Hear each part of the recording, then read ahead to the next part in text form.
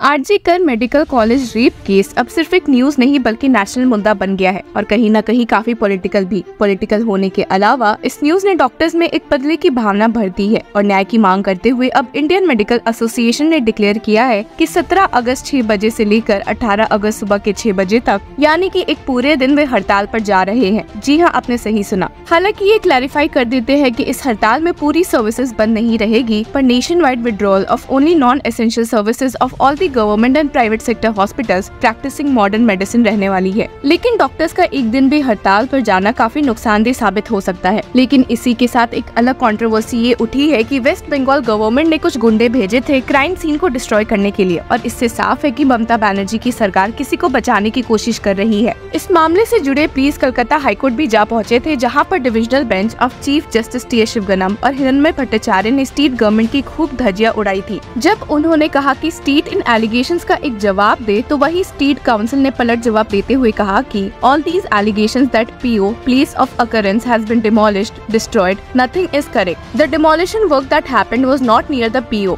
यहाँ पर उस डिमोलिशन के काम की बात हो रही है जो कलकत्ता हाईकोर्ट के इस केस को सीबीआई के सौंपने के बाद कॉलेज में दिखी थी, और जिसके पीछे भी ये इल्जाम लग रहा था कि वेस्ट बंगाल स्टेट गवर्नमेंट किसी भी तरह से एविडेंस को बर्बाद करना चाह रही है। अब आप ही सोचिए कि जहाँ पर एक सीरियस क्राइम हुआ है और क्राइम सीन को प्रोटेक्ट करने की जरूरत है, वहीं पर एक जल्दी दिखाते हुए स्टेट गवर्नमेंट डिमोलिशन शुरू करवा रही है, ये कहते हुए कि ये रेनोवेशन विमेन वॉशरूम के लिए हो रहा है और इसका केस से लेना देना नहीं है। इस बात पर चीफ जस्टिस टी एस शिवगनम भड़क गए कि ऐसे कैसे इसका केस से लेना देना नहीं है, और फटकारते हुए कहा, What was the urgency? You go to any district court complex, see if ladies have any restroom. I see this with responsibility. What has the PWD done? हालांकि एक ट्विस्ट में स्टेट गवर्नमेंट के काउंसिल ने Calcutta high court को बताया है कि crime scene protected है, ना ही डिमोलिशन से वो बर्बाद हुआ है और ना ही उन गुंडों से जो कि हजारों की संख्या में एकदम से कैंपस में घुस आए थे। स्टेट काउंसिल ने जब कहा कि क्राइम सीन प्रोटेक्टेड है, तो चीफ जस्टिस ने उन्हें ऑर्डर दिया ये बात फोटो से प्रूव करने के लिए, जिसके साथ ही stated, we take your word, let this be on record,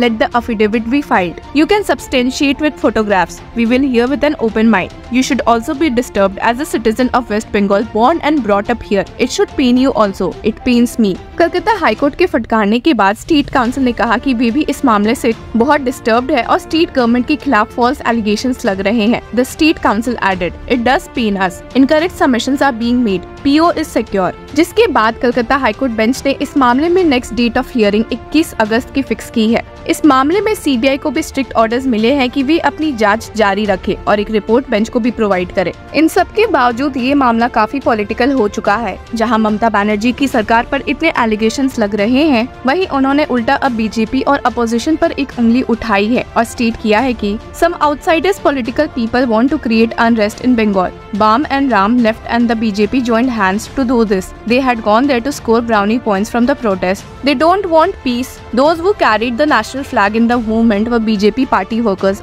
Apart from this, DYFI flags were also seen. हालांकि बीजेपी भी इस मामले में चुप नहीं है और ममता बनर्जी के रेजिग्नेशन के पीछे पड़ी है। इस मामले में बीजेपी एमपी सुधांशु त्रिवेदी ने क्या कहा है, एक नजर डाल लेते हैं। देखिए, बहुत दुखद बात है कि सीबीआई को केस रिकमेंड करने के लिए उन्हें सिर्फ 70 सेकंड चाहिए थे, यानी कागज पे दस्तखत करना।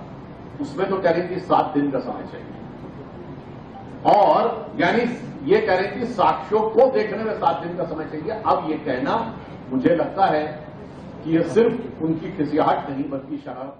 और वहीं ममता बनर्जी को फटकारते हुए BJP spokes person Pradeep Bhandari ने भी क्या कहा है, सुन लेते हैं। Entire people of Bengal, every person in Bengal is standing against her. When the women of Bengal are asking for the resignation of Chief Minister Mamata Banerjee, she is trying to deflect the public attention. But the sad part is, in her political strategy, her only political strategy remains vote bank politics. At this moment, the entire country is asking Mamata Banerjee, why this perpetual Hindu hate? And the people of India are also asking the India Alliance, why are you silent? Today, people of India have understood and realized that the entire thing which connects Rahul Gandhi, Priyanka Vadra, Mamata Banerjee and Akhilesh Yadav is perpetual Hindu hate. This is why they were rejected in 2024, they were rejected in 2019, they were rejected in 2014, and they will continue to be rejected in 2029. The people of Bengal, the people of India are asking for the resignation of Chief Minister Mamata Banerjee and are asking for a public apology from all the leaders of the India Alliance for